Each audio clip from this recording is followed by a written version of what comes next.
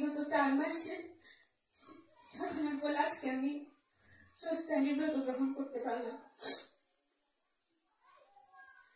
যখন পূজনীয় অভিন দাদার জন্মদিন ছিল 5ই জানুয়ারি, এর আগের দিন রাত্রে যখন বাবা কক্সবাজার থেকে আসছিল, আসার পরে আমি বাবাকে বললাম যে বাবা আমি স্বস্তায়ন নিব।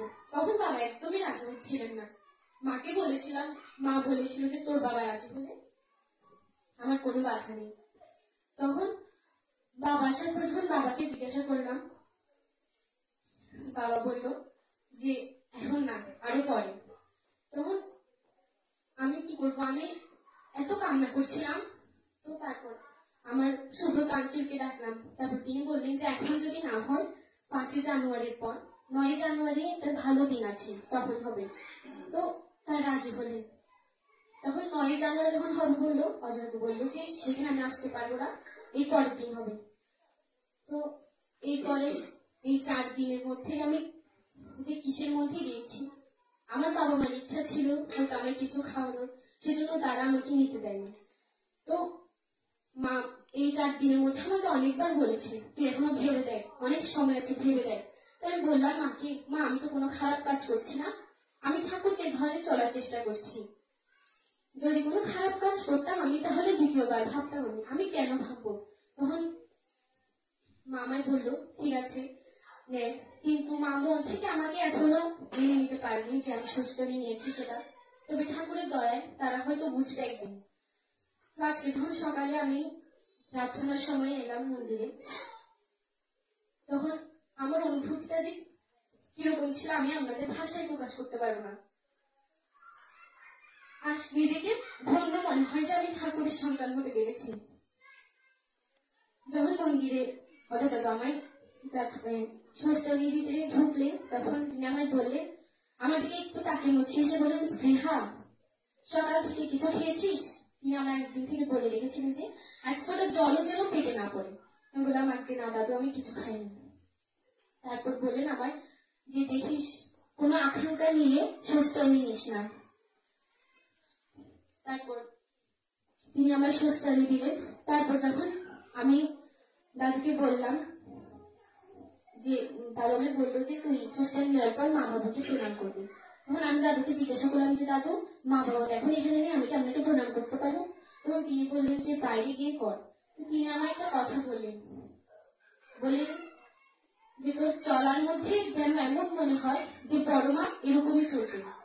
আমায় দেখে যেন এমন মনে হয় যে ঠাকুর বড় মা, ঠাকুরের পরিবারে সবাই যে এরকম ভাবে চলে। তোকে দেখলে যেন মনে হয় তোর মধ্যে বড় মা রয়েছে।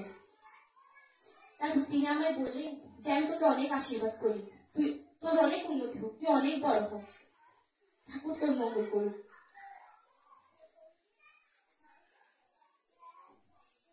ঠাকুরের অনেক ছোট ছোট দয়ার কথা আসলে আমি কখনো ভাবিনি আমার মা বাবা এত সহজে আজমিয়ে যাবেন আমার এই ব্যাপারটা নিয়ে। যে মানুষ আমার বাবা শুক্রবার একদিন নিরামিষ খেতে পারে না, এক বেলা, সে কি করে আমাকে স্বস্তায়নী দিতে রাজি হলেন দেখুন। আমার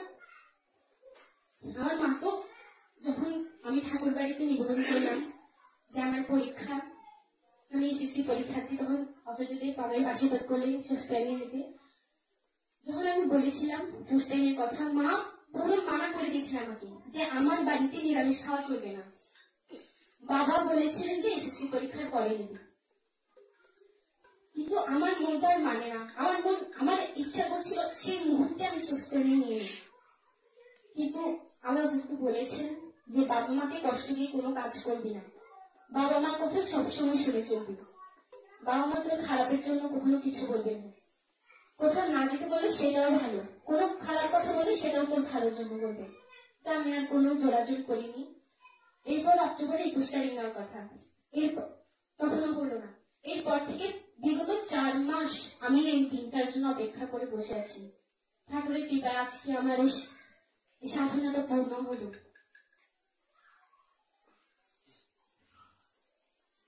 আসলে ঠাকুরকে ধরে ঠাকুরের যেমন ভালোবাসা পেয়েছি, আমি অনেক মানুষের ভালোবাসা পেয়েছি।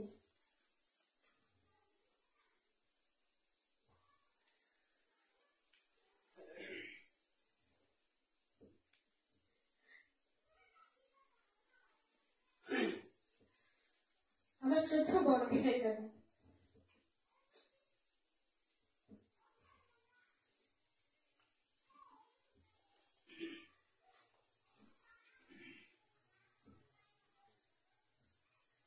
আমায় খুব ভালোবাসেন তারা, অনেক স্নেহ করে।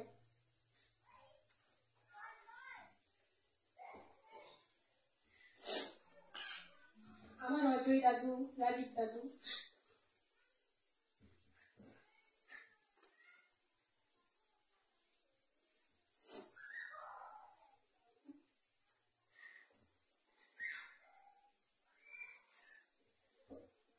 আরো অনেকে আছেন, সুব্রত আঙ্কেল, অজিত আঙ্কেল, নয়ন আঙ্কেল, সুমন আঙ্কেল, খুব ভালোবাসেন আমায়।